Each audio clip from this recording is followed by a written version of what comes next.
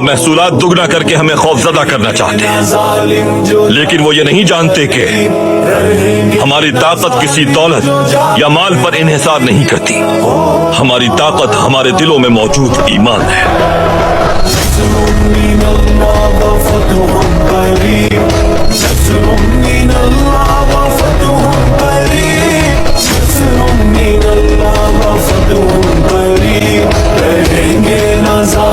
جو جاگے غریب میرے بولے لوگوں کرو کچھ تو غور، مسلط ہے ہم پہ زمانے کے چور، لٹیروں کے ہاتھوں میں ہے اپنی ڈور، دبائے گا امن و شرافت کا دور. یا küfür, کر بنانا ہے اپنا نصیب، ya iman. من اللہ و فتح قریب.